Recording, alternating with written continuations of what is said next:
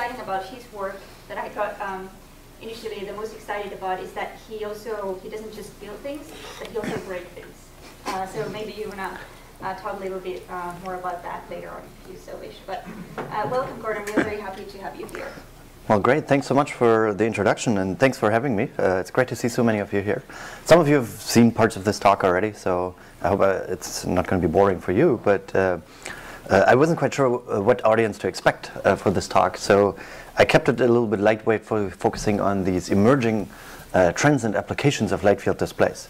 So I'm running a group called the Computational Imaging Group, so we really focus on this intersection of hardware and software for all kinds of imaging devices, including microscopes, cameras, and displays.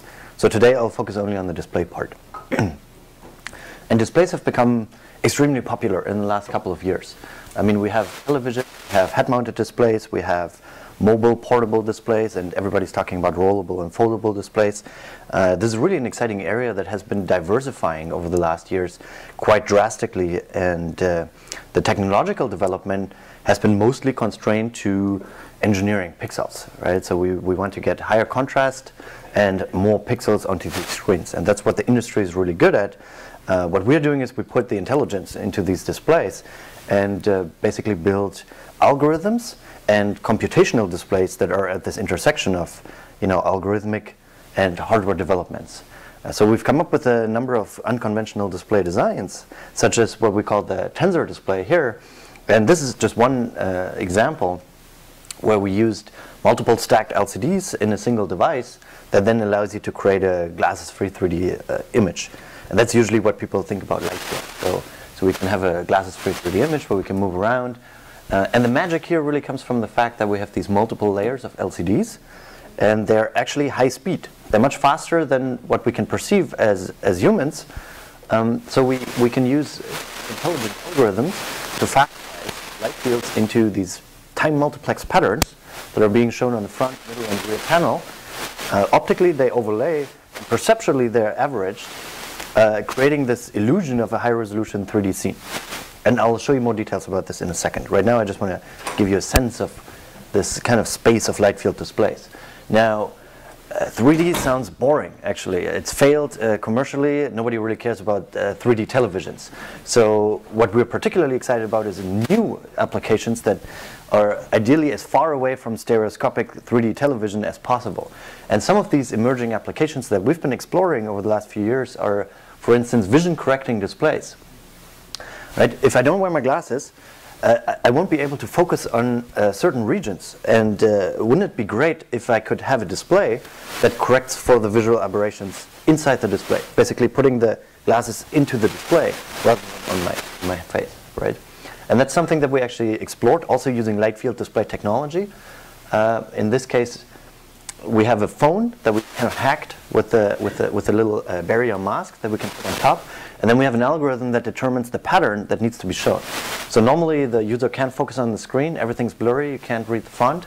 But if you create this special pattern and observe it through this mask, which in effect creates a light field, you can bring it back in focus, right? And this is only one example for defocus, but you can also address higher order aberrations and things that are really important for many people. So one of the latest projects that we've been working on, and this has happened here over the last couple of months, currently in progress, is we've been looking at head-mounted displays in the form factor of, let's say, an Oculus Rift, that actually also support focus cues for your eyes. So I should take a step back and say that all the head-mounted displays that exist today show you an image that floats somewhere in space. You see one image with one eye, a different image with the other eye. These are stereoscopic cues. So you get 3D from these two different images. But our eyes actually have a lot more depth cues that we use. In particular, we have lenses in our pupils that can actually physically focus at different distances. And in currently generation head-mounted displays, these aren't supported. So people get headaches and they get motion sick because there's a discrepancy between these cues that are actually being presented. So we're working on this and have a solution for that also, using light field display technology. So what's a light field display? In the easiest possible incarnation, you have a television. You have a couple of people looking at it from multiple different perspectives, and each person gets to see a different perspectives without having to wear glasses. And of course, always you get to see different images with your eyes. Right, so what the display has to do is emit a 4D light field. And the 4D light field is just a collection of 2D images that represents the same 3D scene from slightly different perspectives. So in a way, the display isn't comprised of pixels. It actually emits a 4D light field, which is a collection of rays that varies over the size of the screen, but also over the direction, right? It's a directionally dependent display.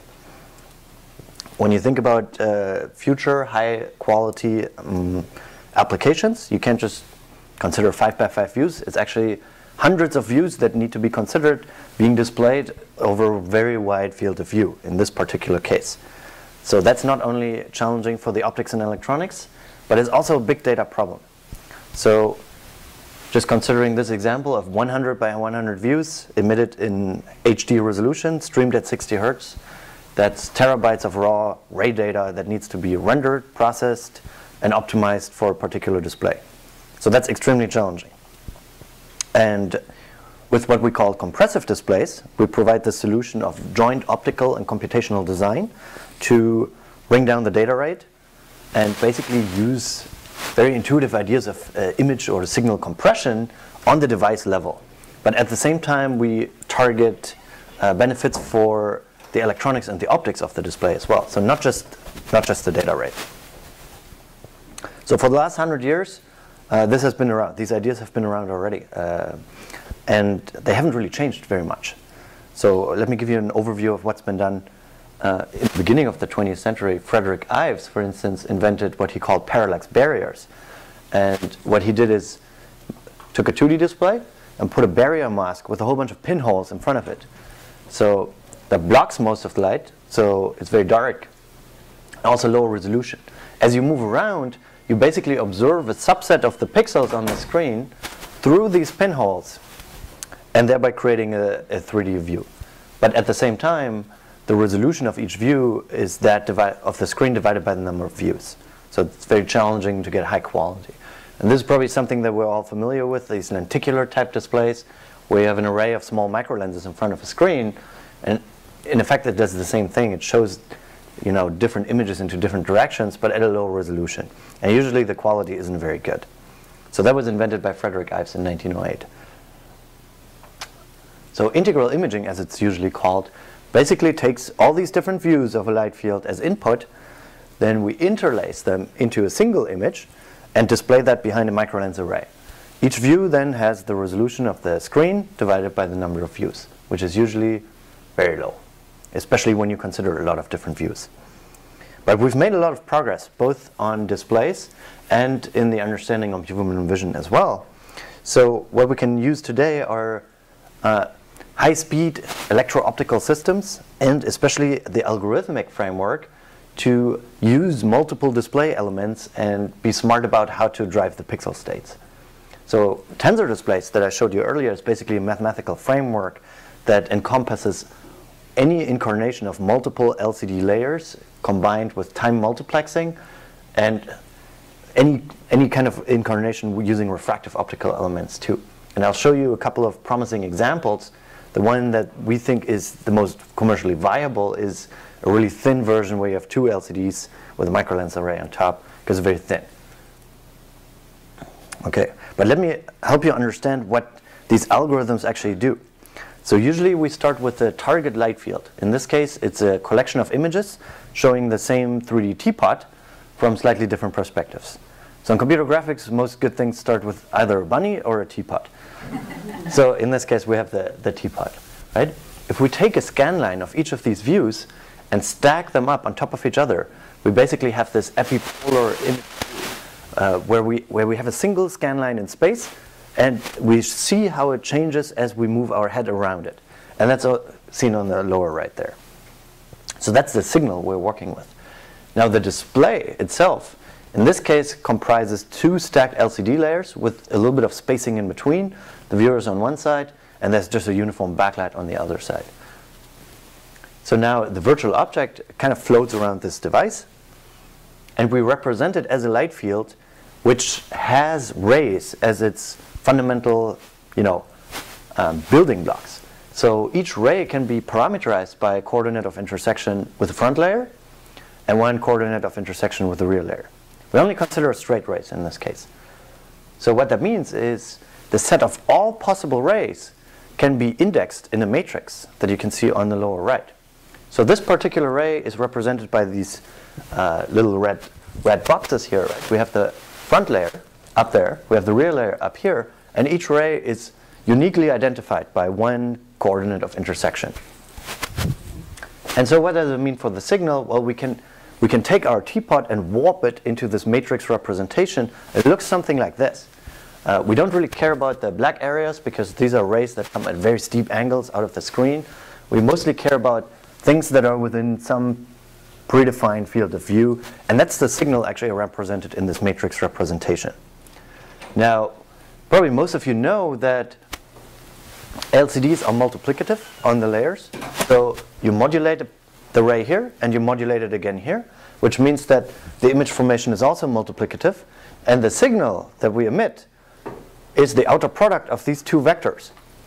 And what does that mean? It means any type of light field that we can generate with such a display will be rank 1 because it's the outer product of these two vectors.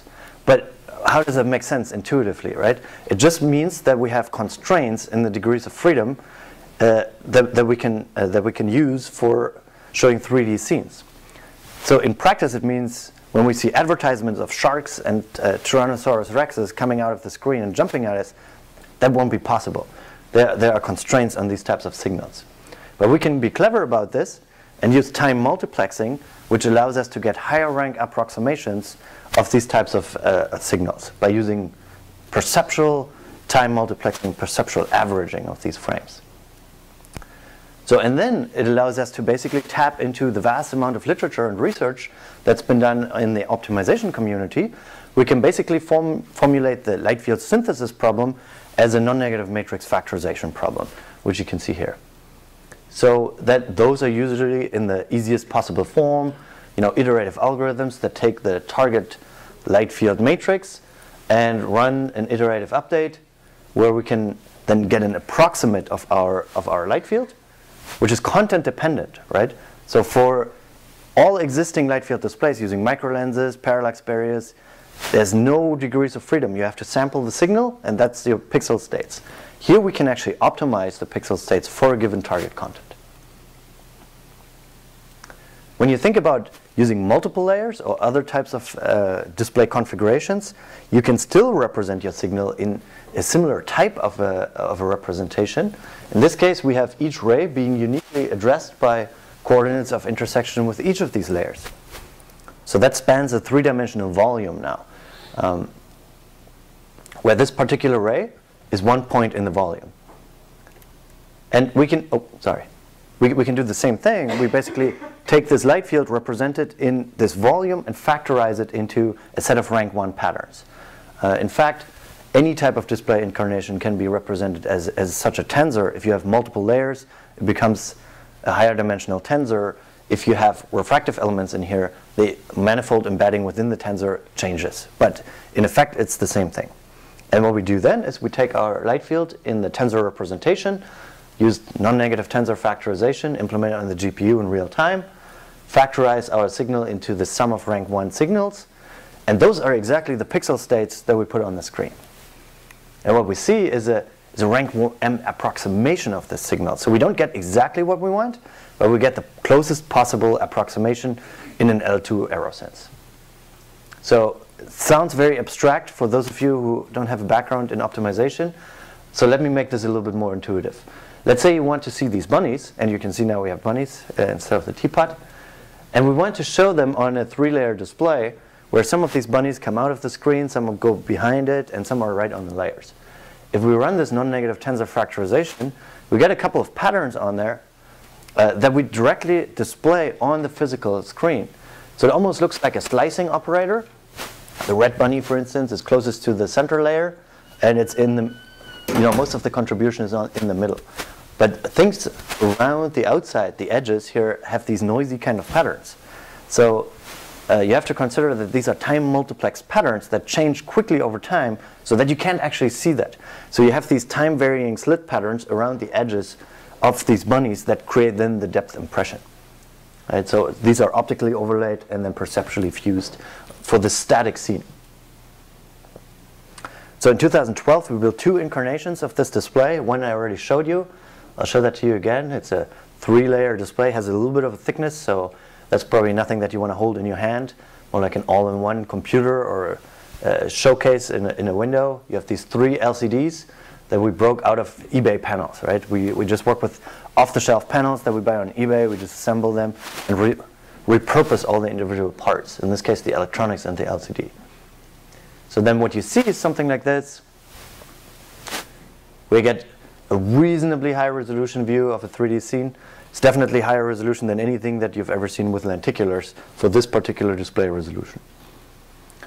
The magic really comes in from this time multiplex patterns that are optically overlaid. And you can see here. And this is filmed with a high-speed camera, so it's much faster than what we can actually perceive. Second prototype is this sandwich of 2 LCDs with an array of microlenses in between. And the good thing about this is it's very thin. You can see that here. That's the regular backlight, 1 LCD, microlens array, other LCD on top. The whole device is almost as thin as the original monitor that we disassembled to build this. Right, so it's still very challenging to actually calibrate this well. And this was an academic prototype, but you can see that on the right, you know, the resolution, except for the vignetting of the microlenses, is much higher than what you get with conventional lenses, where basically each microlens turns into 1 pixel. So we can get back some of that structure, we can get rid of the staircase effect, and also get some of the structure in the coral back. But more engineering has to be done to actually make a super high quality display, and that's something we're doing now. So all of that only works if your content is compressible.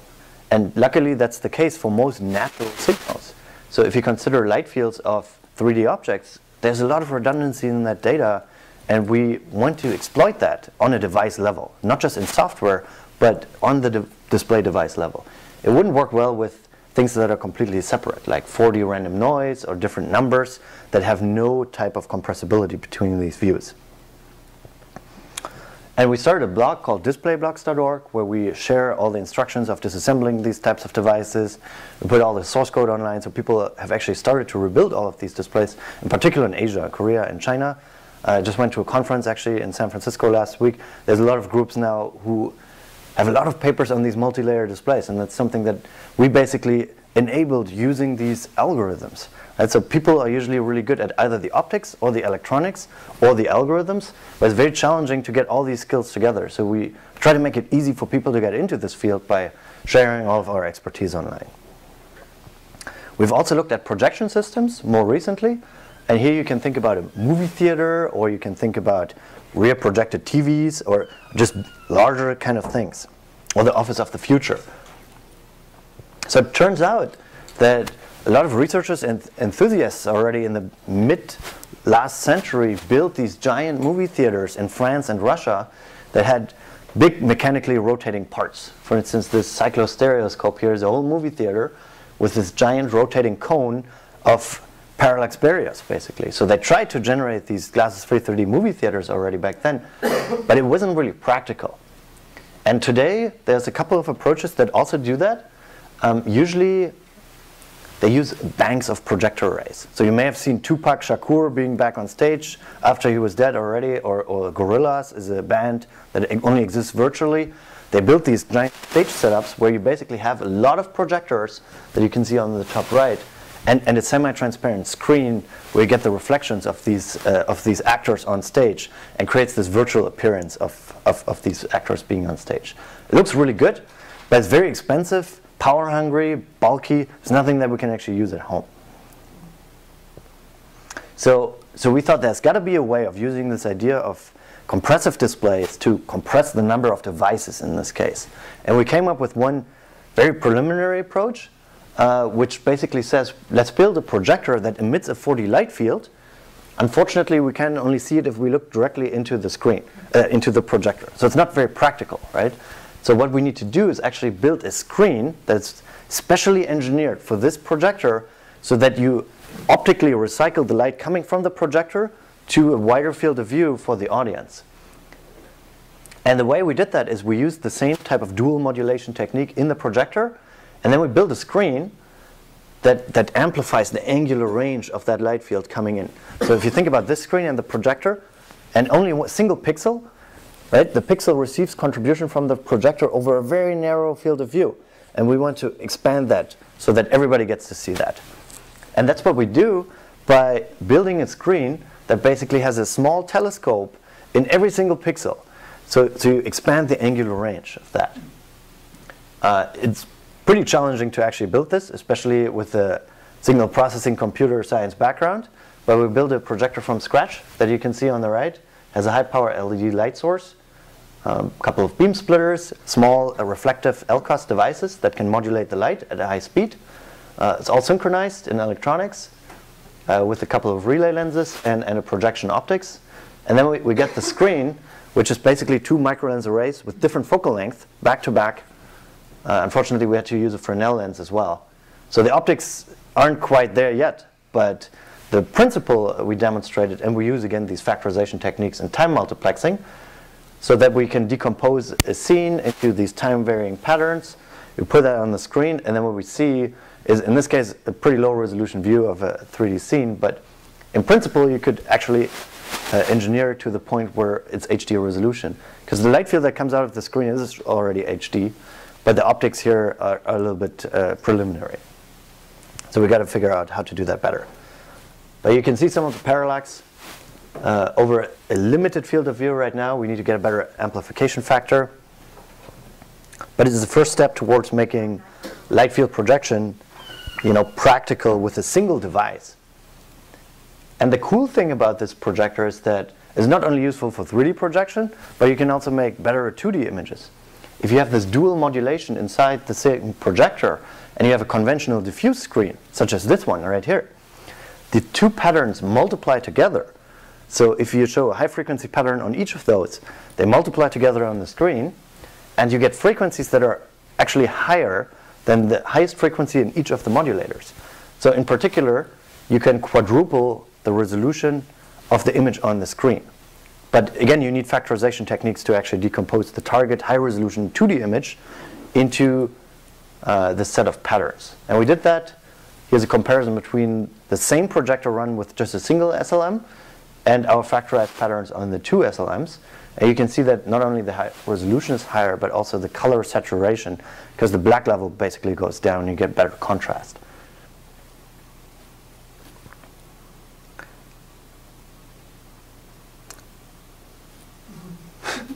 So projection becomes particularly exciting when you think about near-eye displays, because that's something that the industry is extremely excited about now. These are some images of that Brian Schoevengert published in 2012, and Brian is now the Cto of Magiclip. So I don't know if you've heard of Magiclip, but it's a company that does something that nobody exactly knows what it is. But if we look at what they did before they joined the company, they built these tiny projectors that are about the size of a grain of rice. And they even have arrays of these projectors. And so it's not difficult to imagine that it's probably going to be an array of projectors that's going to be funneling light into some type of a waveguide in front of your eye, right? And that's the same kind of an idea that I don't know if this is exactly what they do, but if you just project that forward, right? So that would be really cool, because now you have a light field coming into your eye. But you can use a lot of these techniques that we have developed to possibly overcome some of these technological challenges too, if you just had a single spatial light modulator doing the same thing. So what does a light field do when it's close to the eye? It basically gives you these focus cues that I mentioned earlier. And that's something that you may have not thought about yet, but it's actually critical to providing comfortable, long-term experiences for anything related to augmented reality and virtual reality. So in reality, we have 2 eyes, and the lenses in the eyes focus on the object that we're looking at. And the eyes also verge. So the eyeballs rotate in their sockets to verge on some object. And as I move the object, let's say closer to the eye, the eyeballs adjust their rotation. That's called vergence. But the focus of these lenses also adjusts. So when you have a head-mounted display, like an Oculus Rift, for example, you can show a teapot by rendering these two different views, which means you get the right vergence cues because your eyes will still rotate physically in their sockets, but they will always focus on the physical screen. So you can't create these focus cues, and this discrepancy, you break things that are neurally coupled in our brain, and that's not good, especially for younger persons who have extremely strong focus cues. As we get older, these go away, and they may not be as strong anymore, right? But we basically decouple these cues, people get sick. And resulting visual discomfort, fatigue, eye strain, diplopic vision, all of these nasty things. And that's particularly challenging if you think about surgical training, phobia treatment, or gaming even for children, right? I mean, they want to be gaming for hours and hours at a time, and we don't know what happens to their visual system if we break these cues. So we built a new type of a head-mounted display that uses the same ideas of multiple layers of LCDs. In this case, we slightly modified the design of a conventional head-mounted display by just adding another LCD in the optical path. 3D printed housing, putting all the electronics in, looks like this.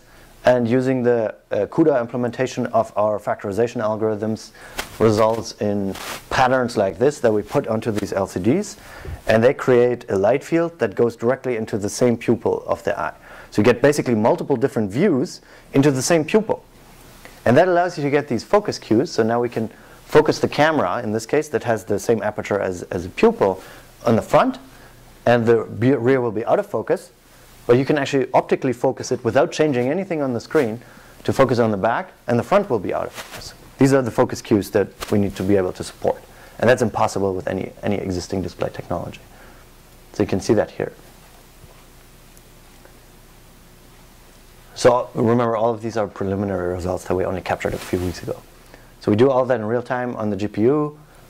Here the camera just looks into one of the eyes, and keeps refocusing, so you get a sense of, that naturally you get these focus cues. And focus cues really in practice means if you look at your finger close to your eye, and you focus your single eye on that, the background will be out of focus. But you can focus your eye on the background, the finger will be out of focus. These are the focus cues.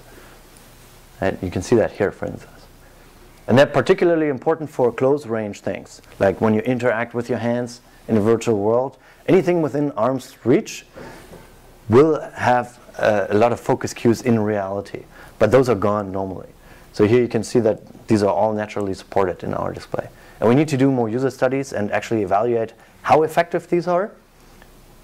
But it's exciting to see that there is a solution for this problem, which has been long-standing.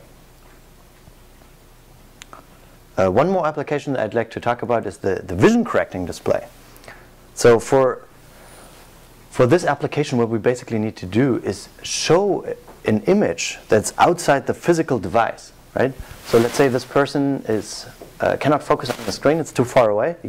Your accommodation range is only so small, but the display is somewhere else.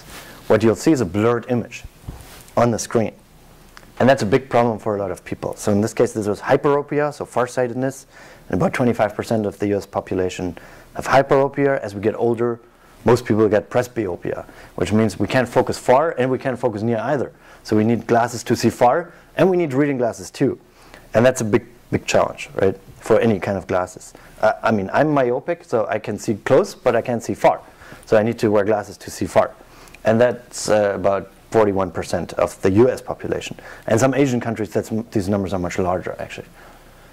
So mankind has been great at solving these problems using lenses, eyeglasses, and also contact lenses, and most recently also surgery. But all of these are intrusive methods. You either have to wear something specifically, or you have to undergo surgery, which can be dangerous. Right? So for some applications, not all, these vision correcting displays can have a profound impact, especially considering how much we interact with digital devices today.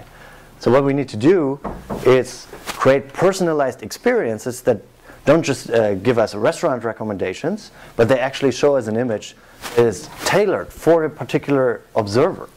Right? And in this case, we need to know the prescription of the person, and we need to know where their eyes are. And then we can use light field technology to create this virtual 2D image floating outside the device. So I already showed you this. It shows the same screen from a single perspective with an aperture that corresponds to the pupil size of the eye. You can't read the font or see the buttons. We pre-compute this pattern, which is tailored to the particular prescription of that person. And when the person, or in this case the camera, looks at the screen, it creates this illusion of a sharply focused image on their retina. Here's a direct comparison between conventional display and vision correcting display. I mean, it doesn't do magic, but the difference is actually quite strong. So you can see that high frequencies, sharp edges, and so on are actually being preserved. You don't get the full display resolution. You use some of these pixels to create the additional degrees of freedom. And it's also a little bit dimmer than regular displays. What's really exciting about this is that you can actually focus on all kinds of different aberrations that are even difficult for conventional lenses. So higher order aberrations like spherical aberrations, coma, trefoil, and so on. These are aberrations that contribute up to 25% or 20% to our overall aberrations. And normally we don't need to correct them with glasses, and it's challenging to grind the lenses to do that. So we can actually dial all of these in software as well. And what's cool is that some of these higher order aberrations, like trefoil and tetrafoil, for example, have these high frequency point spread functions that could actually be corrected with conventional displays already. So some of these higher order aberrations could even be corrected using the display that you already have, if you just dial in the software, because they're invertible. But most are not. So in that case, we need the light field. And this could have an impact in many different technologies, cell phones, e-readers, laptops, or even in the console of your car, right? It's a fundamental technology that could be integrated in all displays. What I really like is some type of a small kind of a tablet device that gives me all of these experiences depending on which application I'm running, right? I just want to mostly use it for 2D, reading my email, watching websites, and so on. I don't necessarily need 3D all the time. But if I do, or if I forgot my glasses, I'd like that algorithm to kick in. If I want to do things like AR gaming, where you build physical parkours or drive a virtual helicopter through your room, I want to be able to do that too, and also have a 3D display that shows me a better rendition of these virtual objects. I can think about information visualization in general to make it more effective to communicate high-dimensional visual data into our brain, right? To use all these cues that we use normally to communicate information. And of course, for communication, that'd also be great. And education. So that's something we're also working on. There's a lot of different work that we've done over the last couple of years in the mobile space, projection. We have started working on some passive reflective displays, and also a lot of head-mounted displays. So what I've shown you is only a small subset of the things that we're interested in. And my group just started a few months ago. The display space, all of the things that I've mentioned today, is only one part of what we're working on. So we're at this intersection of, optics and light, algorithms, and electronics. So all these projects have some component of scientific computing, embedded electronics, and also optics. And they're closely related to a range of fields, including computer vision, of course, scientific imaging, HCI, and computer graphics. So computer vision, computer graphics are the kinds of fields where I'm most closely related to the academic community. So we've just started, but we've already been doing some really good work here and continuing to do that. We have some rotation students and some PhD students already, and a few external collaborators. So I just wanted to acknowledge those, as well as other collaborators that I've been working with over the last couple of years. So thanks for your attention, and I'm happy to take any questions. Thank you. Then the most important question: where do the bunnies and teapots come from? Oh, they come from Stanford, of course. So the teapot not, but the bunny is actually sitting in Mark Boyd's office in computer science. In the 90s, they did the first high-resolution scans of 3D objects and put that online as a repository. So everybody in computer graphics has been using that bunny and abusing it for all kinds of algorithms. Nice. Questions? Yeah, go ahead. I had a question about the application of your research, which is well over my pay grade, so I'm not understanding the science really about it at all. But I'm wondering if your vision would lead to a loss of shared information. I mean, if you had iPads or mobile phones or headsets that calibrated to a user's quality of vision, would that mean I could no longer share content on my laptop or iPad with someone else? No, it basically means that, you know, the first slide I showed you, which showed like televisions, head-mounted displays, all these different displays, right? But the vision is that displays are already diversifying for all different kinds of applications. They still allow you to share content in different formats and create it also, right? But we just take this one step further where we say we want to be able to create fully personalized displays in all shapes and form factors and for all different applications that just enable a lot of new applications and new ways of maybe sharing the data also. So we just want to diversify this space even more and create better experiences for people. So the goal is really to create better experiences. So I would even say that, you know, sharing information, capturing information and so on is part of that too. I just focus on the display space, but, you know, creating better and more immersive experiences in some applications that's the goal. Yeah. I was a little lost on the television portion. I understand that your personal iPad or a laptop or whatever, but how you showed a picture of a television with several people watching Yeah. it, and it seemed like whatever angle they were on, the picture was different. But I was like, what do you do if people have very different vision requirements, so that they're all sitting in a room watching a TV? Right. So, I mean, the TV kind of application is what we had started out with back in 2011, 2012. There was a hype on stereoscopic 3D television. That's why we started looking into this. And it was easier to build the devices that had the form factor like a television, right? In the last couple of years, we've gone away from that vision a little bit. Think about, but going to back to your question, think about what happened in the real world. In the real world, you would like to have like a square that is like a window into a virtual world, right? So when you watch Finding Nemo, for instance, like you want to see these fish swimming around, and what did happen in the real world? Well, if we look through this window, I have one perspective, and I see the world behind the window from one perspective, and you look from over there, you see a different perspective of that world behind the window, right? So we're trying to basically capture the visual information passing from the outside world through this window, and capturing it right on the window and putting that on a digital screen so that you get the same vision of looking into this virtual world from different perspectives. And then you could go around and explore it, or, you know, just that's the kind of thing that we wanted to convey with that sketch, and maybe it didn't come out that way. I mean, I guess what the focus with the television is wherever you're sitting is what you see. Yeah. So you might even, like in theater, have obstructive view seats in some cases. Exactly. Where someone wants to move to the other end of the couch, you get a better look at something. My question was about the goggles and the focusing. How does it know what your focus, when you shift your focus with the vergence, I guess you would call it, right? Right. Is there a camera that's monitoring your eye position that can tell what you're looking at? No, there's basically no tracking. We're working on some ideas in that space now also. But the basic idea is if you think about the entire viewing zone, for a television, for instance, right? It's like I want to move from over the position of the couch. I always want to get the right perspective.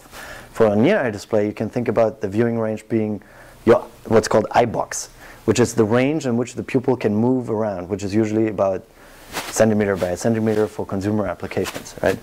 So if you can build a small display that can show all the correct perspectives in a high resolution over the eye box, you don't need to track anything. You're already covering the entire space where the pupil could move to, right? And then if you do that at a high enough resolution, you also don't need to track the focus, because you're basically creating, let's say, the wavefront that would naturally enter your eye, which allows you to refocus just by definition. So you're trying to create, again, like you're trying to capture, you know, all these different rays coming from all different directions over this viewpoint, trying to recreate the physical world. If you can do that, then you can focus, you can move your pupil within a certain range, and so on. I'm just curious about the 3D, the authoring side, like a media creator. do they have to author 3D and choose how many tracks of visual depth they're going to be doing, or the hardware will interpolate all that? Because like I think there's a fair number of 2D films that have been converted into stereoscopic movies by people manually going into every frame and choosing cutting the image apart. Yeah, that's something that we've been thinking about for a long time, the content, right? Like even if you had a perfect display, there's no content and so on. Most of the things that we're thinking about for these head-mounted displays is computer-generated content. So you already have a 3D model and you render it for, let's say, 2 different perspectives. So it's actually very simple to tap into the existing pipeline and just render out a couple of more views. And that's very easy, right? Cameras like light field cameras are emerging on the market, Lightro is out there, and you know, things like Jound VR capturing these stereo 3D panoramas. That's all content that could move directly on these displays, and they already do depth extraction and so on. We also have consumer products coming out. Intel just released RealSense, which is a super small camera that goes into already laptops and tablets and captures image and depth map. So any kind of depth information that you have, you can use. But you could also use stereo content and try to interpolate a little bit. We don't really work on the image processing so much on the retrofitting the content, but other people work on that quite a lot. Yeah. There was a question. Just following up on the focus, so as you said, if there is no need to particularly focus, then why is there need of specific mask? So I couldn't connect the 2 things. You basically want to be able to support any possible focus depth that the user could have, right? And by showing the light field, you can do that. So you basically account for any possible focus range, and that's already in the signal, right? And then later on, you can come and you can focus wherever you like. You always get the correct rendition for that. So there is no need for user-specific mask per se, right? No. So for the vision correcting display, it's the same piece of hardware. It's basically just a printed transparency that goes onto the screen. That's fixed for any person, for any prescription. But then you need to know in software what the prescription is, how big the pupils are, and where they are with respect to the screen, so that you can then render the correct content for that particular person. So all the user adaptation is done in software.